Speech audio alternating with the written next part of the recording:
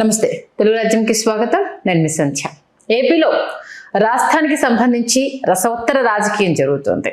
దానికి సంబంధించి ఏదైనా మనం విమర్శ చేస్తే అవతలి వాళ్ళు ఆలోచించే విధంగా ఉండాలి, దానికి గట్టి సమాధానం చెప్పే విధంగా ఉండాలి. ఒకవేళ అవతలి వాళ్ళు చెప్పేది మంచి అయినప్పుడు, మన దగ్గర సమాధానం లేనప్పుడు చేసే విమర్శలు ఎలా ఉంటాయంటే చాలా చవకబారుగా ఉంటాయి. ఎదుటి వ్యక్తి లేకపోతే ఆయన పార్టీ తరపు వాళ్ళు అయినా సరే, చిచ్చి ఏంటి ఇంత దిగజాడుగా మన వాళ్ళే మాట్లాడుతున్నారు అనేలా ఉంటాయి. ఇదంతా ఎందుకు చెప్తున్నామంటే ఏబిఎన్ ఆంధ్రజ్యోతిలో రాజధాని అంశానికి సంబంధించి, అలాగే మావిగన్కు సంబంధించి ఆయన వీకెండ్ కామెంట్ బై ఆర్కే అని ఉంటుంది కదా, దాంట్లో దొల్లిన కొన్ని అంశాలకు సంబంధించి ఇప్పుడు ఏపీ ప్రజలు చివాట్లు పెట్టేదాకా వెళ్ళిపోయింది. రాజధాని అంశానికి సంబంధించి తల్లుల్ని, పిల్లల్ని, చెల్లెల్ని ఎందుకు తీసుకొస్తున్నారు, వాళ్ళకు పెళ్ళిళ్ళు ఏంటి, అసలు ఏం చెప్పదలుచుకుంటున్నారు, ఆడవాళ్ళను గౌరవించాలని చెప్పుకునే వాళ్ళు ఆడవాళ్ళను దిగజార్చి మాట్లాడుతుంటే ఏం సమాధానం ఇస్తున్నారంటూ మొట్టికాయల మీద మొట్టికాయలు పడుతున్నాయి. ఇదే అంశానికి సంబంధించి మనతో మాట్లాడడానికి senior political analyst KS Prasad గారు ఉన్నారు. మరి ఆయన ముందు ఈ ప్రశ్న పెడితే ఆయన ఏం చెప్తారో ఆయన మాటలోనే విందాం. ప్రసాద్ గారు నమస్తే అండి. నిజంగా అంటే సమాధానం చెప్పలేక టాపిక్ని డైవర్ట్ చేయడానికి ఆడవాళ్ళని తీసుకొచ్చి మాట్లాడడం అనేది ఒక జర్నలిస్ట్గా నాకు కూడా ఈ అంశం గురించి డిస్కస్ చేయాలని సిగ్గుగా ఉంది. నిజంగా అసలు ఏంటది? నువ్వు జర్నలిస్ట్గా నీకు సిగ్గుగా ఉంటామా? జర్నలిజం చదువుకున్నందుకు నేను కూడా సిగ్గుపడుతున్నా చెప్తున్నా. ఒక్కటి మాత్రం నేను చెప్పగలను, ఎవడరు నువ్వు అసలు? ఫస్ట్ ఆఫ్ ఆల్ నీకేం డిస్కషన్ ఉందిరా ఒకరి గురించి మాట్లాడడానికి? నీకు మీ భార్య, కూతురు, కొడుకు, వావి వరుస ఏమి లేదా? ఒక సహధర్మచారాన్ని 30 సంవత్సరాల తర్వాత చెల్లి కింద భావిస్తావా? ఇదేమైనా గాంధీ కథ ఏమన్నా నీకు రాత్రి ఏమైనా తేడాగా చెప్పాడు ఎవడన్నా? కావచ్చు మరి ఆయనకి పైనకి మాలినేదవనే. నీకు ఫస్ట్ థింగ్ చెప్తాను, వాడు పచ్చళ్ళు అమ్ముకునేవాడు, నువ్వు కిరసనాలు దొంగతనంగా అమ్ముకునే ఎదవలు మీరు. నేను మోమాట లేకుండా చెప్తున్నాను, మీ బతుకులకి జర్నలిజం అంటే ఏటో తెలీదు. కుల ప్రాతిపదిక మీద అడ్డమైన వేదవులకి మీరు జర్నలిజం పట్టాలు ఇచ్చి కూర్చుని మీరు అసలు అనవలసింది ఎవరనంటే రోసయ్య గారిని. ఆ రోజు ఈయన్ని చెప్పు తీసి కొట్టుంటే సగం దరిద్రం వదిలింది. నువ్వు ఆ పేపర్ ఎలా పెట్టావో నీ బతుకేయటం అందరికీ తెలుసు. నువ్వు నంగనాచి పంగనామాల బతుకులు మాట్లాడకు ఒకరి దగ్గర. ఒళ్ళు దగ్గర పెట్టి నీకు నీ బతుకుకి నీకు ధైర్యమే లేదు. ఒక జర్నలిస్ట్కి ఉండవలసింది మినిమం గట్స్. అది లేని ఎదవడం అంటే నువ్వే. ఎందుకంటే రాత్రి దిక్కుమాల ప్రవచనాలు చెప్పి పొద్దున్న పేపర్లో లేదా సన్నాసి చదవ. దాని గురించి అసలు అది రాసే దమ్ము కావాలి రే. ఏదైనా నువ్వు రాస్తే విషయానికి కట్టుబడి ఉండాలి. నేను ఎవరు మాడుతున్నాను చూడు, నేను నరే తురేనే, నేను దీనికి కట్టుబడి ఉంటా. కనబడితే కొడతాను కూడా, నేను మొమ్మట లేకుండా చెప్తున్నా. అసలు ఏ ప్రాతిపదిక మీరు రాస్తున్నావు నువ్వు రాతలో మాటలు? అరే నువ్వెందుకు ఫ్రస్ట్రేట్ అవుతున్నావు? నాకు అర్థం కదా. రాజకీయ నాయకులు ఉదాహరణకి చంద్రబాబు నాయుడు గారిని ఏదో అన్నారు, వాళ్ళ భార్యని అన్నారని ఆయన ఫ్రస్ట్రేట్ అయ్యాడు, బాధపడ్డాడు. తర్వాత ప్రజాస్వామ్యంలో ఆయన నిరూపించుకున్నాడు. అలాగే జగన్మోహన్ రెడ్డి గారి భార్య పిల్లలు అంటే ఆయన కూడా ఎలక్షన్లో గెలిచి నిరూపించుకున్నాడు. వాళ్ళకి ఏం చేయాలో వాళ్ళకి తెలుసు. మధ్యలో నోడు బుడంకే గడివే ఎర్ర బొరతొక్కదవా. ఓ పక్క పట్టాబి 2012లోనో 14 ఏదో ఖర్చు చెప్పాడు కదా, 10 ఏళ్ళ క్రితం మేమే చెప్పాం మావిగాని కదనే. అవును, ఎర్ర చెవులు కోకలు ఎత్తుకెళ్ళే కాంట్రడిక్షన్ రాది. అరే బుర్రతొక్కదవా కాంట్రడిక్షన్ అంటారు దాన్ని. నువ్వు రాసిన దానికి నువ్వు అన్న మాటకి నువ్వెందుకు ఫ్రస్ట్రేట్ అవుతున్నావు? ఆ పార్టీ స్టాండ్ గ్రేటర్ హైదరాబాద్ అంటే తప్పలు కొట్టలేదు నువ్వు ఇక్కడ. ఖచ్చితంగా మరి పెద్ద విజనరీ లీడర్ నీకు అన్వేషణలు ఇచ్చావు కదా. నీకు దమ్ము ఉంటే పార్లమెంట్లో తెలుగుదేశానికి మన ఎంపీలకి ఆంధ్రప్రదేశ్ రాష్ట్రానికి జరిగిన అవమానం మీద రైరా దమ్ము ఉంటేనే సన్నసే రే. 33 కేంద్రపాలిత ప్రాంతాలతో రాష్ట్రాల్లో ఏ రాష్ట్రానికి పార్లమెంట్ ఉభయ సభల్లోనూ బిల్లు పెట్టి యాక్సెప్టెన్స్ లేదురా. మనమేం పాపం చేసుకోరా? బుర్రతొక్కదవా. ఆ పెమ్మసాని సీఎం రమేష్ అంటే వాళ్ళు తెలుగు తక్కువ చిన్నపిల్లలు. నువ్వు దొల్లపోతలు బర్రికేళ్ళు వచ్చినట్టు వచ్చే కదరా. నీకు దమ్ముంటే రాతలు రాయరు. నువ్వు మోడీ బీజేపీ భజనలు చేసుకోవడం కాదురా. భజనలు చేస్తే అర్థం ఉండాలి. ఓ పక్క మోడీకి అప్పుడు ఏం రాసావురా నువ్వు? భార్యనే ఎలుకోలేనాడు, భార్యని చూడలేనాడు, దేశాన్ని పరిపాలిస్తాడని రాసిన రాత నువ్వే కదరా. సన్నాసన అయ్యాలా నీకు? ఇవాళ భయం.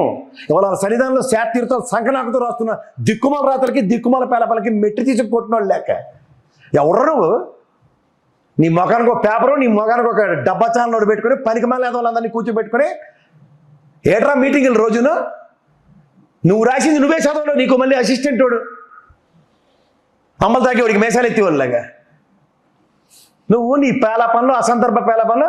ఎరా నీకు భార్య చనిపోయినట్టుకుంది, ఆవిడ విలువ తెలియదురా నీకు? రాఖీ కట్టింది ఆవిడ ఎప్పుడైనా నీకు? అసలు భార్యలు రాఖీలు కట్టడం కదమ్మా. అసలు ఏమన్నా అర్థం ఉందా అసలుకి? ఆడికి ఏమన్నా తెలివి తేట ఏడుస్తుందా? 30-40 ఏళ్ళ సంవత్సరాలు చేసిన నా సహధర్మచారిని గురించి నాతో నేను ఏమని మాట్లాడుతున్నా మా ఆవిడ గురించి? మీ ఆయన గురించి నువ్వే మాడతావమ్మా? ఖచ్చితంగా కదా. ఎవరీడు? కుటుంబ విలువలే తెలియని ఈ ఎదవా అమరావతి మీద ఒక జర్నలిస్ట్ మాడిన మాటకి పెద్ద పెద్ద పొంకాల డిబేట్లు ఎట్టవు కదరా, పనికిమాలదవా. నిజంగా అసలు అక్కడ నీకు ఒకటే చెప్తున్నాను, వాళ్ళకి ఒక భజన చేసుకోవడం అలవాటు అయిపోయిందమ్మా. ఒక ప్యానల్ ఉండదు, వాళ్ళంతా ఏడు చేసినా తానా అంటే తందానా అనుకుని జింగి చిక్కలు భజనలు చేసుకోవడం అలవాటు అయిపోయి ఈ రేడు చెప్పినా చెల్లుబాటు అయిపోతుంది అనుకుని భ్రమంలో వాడు బతుకుతున్నాడు. చేసుకుని ఏంటి సార్, దానికి ఏం ప్రాబ్లం? రాజకీయ ఎవరి గురించి మాట్లాడుతున్నాడు? ఆడవాళ్ళని తీసుకురావడం ఏంటి కదా, అసలు ఆడవాళ్ళని తీసుకురావడం ఏంటి? మనకు ఒక వావి వరుస అనేది ఒకటి ఉంది. పెళ్లిళ్ళ భార్యలకు మళ్ళీ పెళ్లి చేసే రకాలు అని అంటే ఏంటి అసలు? అదే వచ్చమ్మా, అదేదో సినిమా ఒకటి చూడు, హీరోయిన్ చచ్చిపోతూ ఇంకోటికి పెళ్లి చేస్తుంది ఆవిడ, అలా టైప్ ఏదో అనుకోటి. అది కాదు కదా కాన్సెప్ట్. ఇప్పుడు దేంతో పోలిస్తున్నాడు? ఒక కుటుంబ వ్యవస్థని, ఒక భార్యాభర్తల రిలేషన్ని. ఇది బతుకంతా జగన్మోహన్ రెడ్డి అమ్మ చెల్లి అక్క మీద పడి ఆడడం తప్ప ఇటు బతుకు ఇంకేమైనా బతుకుందా? వీడికి ఇంకేం బుద్ధి వస్తుంది? అక్కడే మొదటి రోజు చెప్పు తీసుకుని కొట్టుంటే ఇడికి సరిగ్గా ఉండదు. ఎవడు కుటుంబాల గురించి మాట్లాడుతున్నావు నువ్వని? జర్నలిజం అంటే కుటుంబాల గురించి మాట్లాడమా?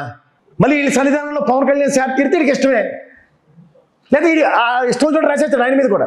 ఆ రోజులు కూడా చూస్తానులేండి, రాబోయే రోజులు చూస్తాం, అవి చూసేసాం. మళ్ళీ ఇప్పుడు చూస్తాం. వీడికి నెక్స్ట్ అలాగే నచ్చపోతాం అలాగా. అసలు ఈడెవడంటాను అడ్డమైన చెత్త రాయడానికి, అడ్డమైన చెత్త మాట్లాడడానికి ఇది ఎవడీడు?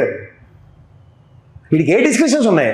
ఎవరైనా సెవెంత్ నుంచి దిగాడు ఇక్కడ పెద్ద తీసుమార్క్ అనేడు అంటే ఏంటి? ఇప్పుడు వీళ్ళకు ఆయన చెప్పిన ప్రతిపాదన ఎక్కడ జనాల్లోకి వెళ్ళిపోతుందో టాపిక్ డైవర్ట్ చేసే ప్లాన్స్ అవన్నీ వెళ్ళిపోయింది, ఆల్రెడీ ట్రోలింగ్ రూపంలో వెళ్ళింది.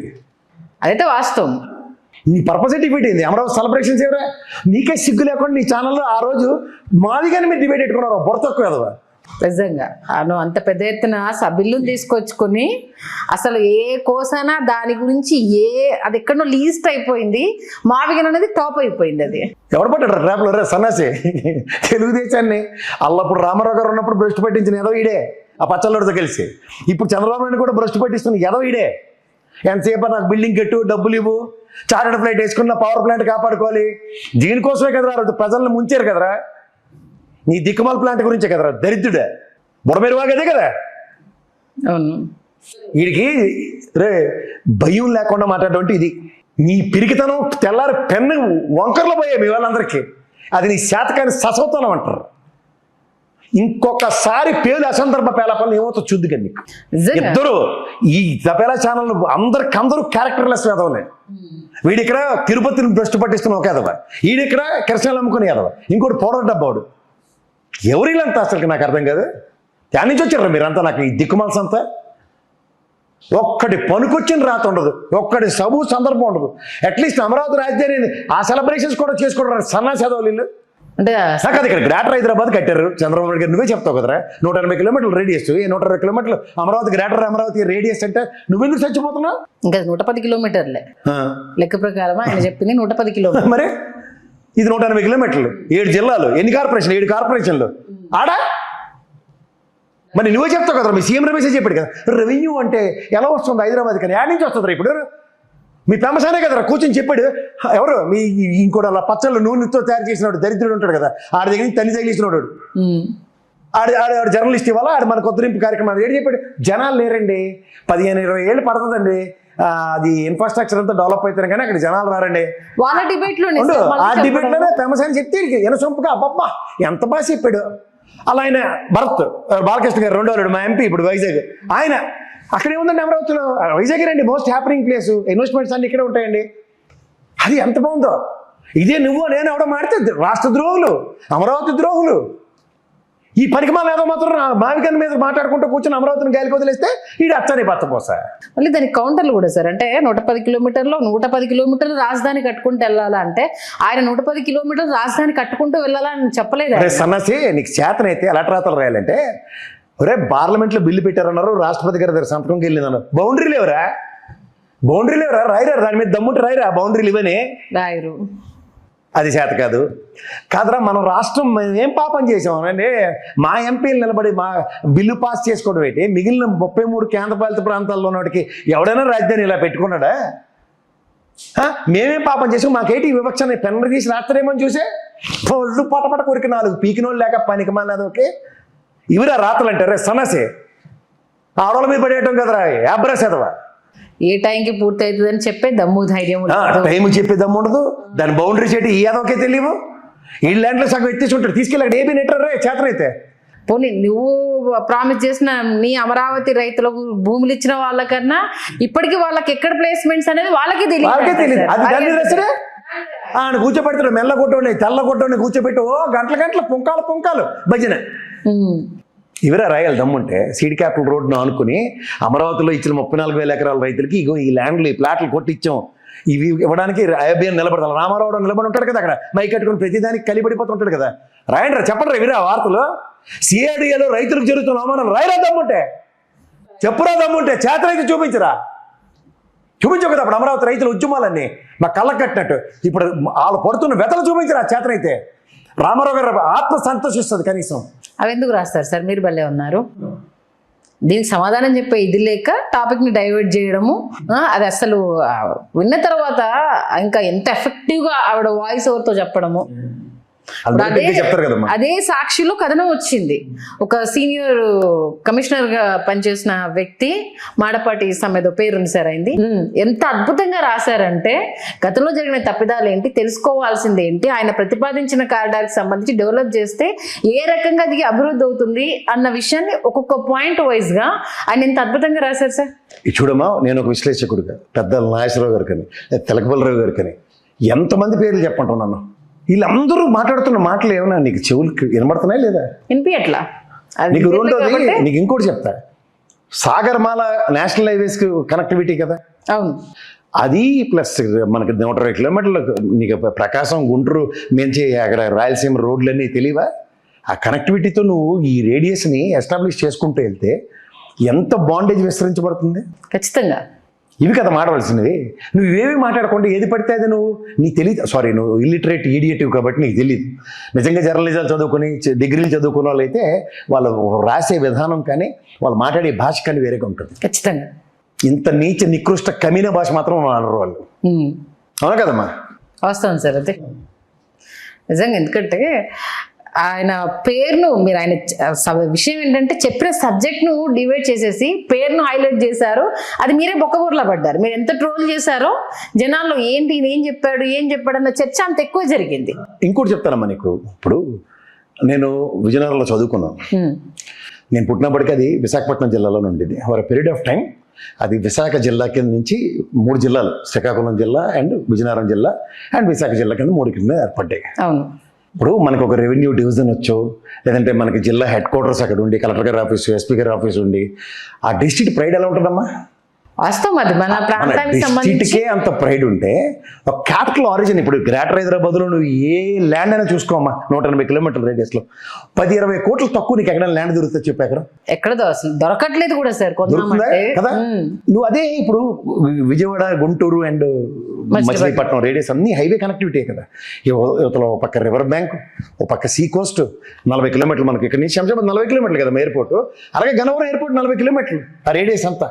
మచిలీపట్నం డైరెక్ట్ కదా, నివాస యోగ్యం కూడా. ఇక్కడ అమరావతిలో ఉండడానికి ఆస్కారం ఎవరు కట్టుకుని ఉంటారు చెప్పు. అక్కడ నివాస యోగ్యం. ఇప్పుడు సాటర్డే వస్తుందనగానే ఫ్రైడేనే తట్టాబుట్ట సర్దుకొని ఇక్కడికి వస్తుంటే మన తెలంగాణ పృథ్వీరాజ్ అన్నారుగా, మీకేం పని రా మా దగ్గర రావడానికి, ఊరికి వాళ్ళే సర్దుకొచ్చేస్తారు కదా. తండ్రి కొడుకు డిప్యూటీ సీఎం కూడా వచ్చేస్తారు కదా ఇక్కడికి. డైరెక్ట్ క్వశ్చన్ చేస్తాడు పృథ్వీరాజ్ గారు. బ్రహ్మాండం చేశాడు ఆయన. మీకే ఆడ ఉండడానికి శ్రద్ధ లేదు, మీరేమో దాన్ని కళ్ళ సోదం, నా కళ్ళ సోదం, నారాయణ కళ్ళ సోదం అని మాకేటరా ఈ పకోడీ కబుర్లు.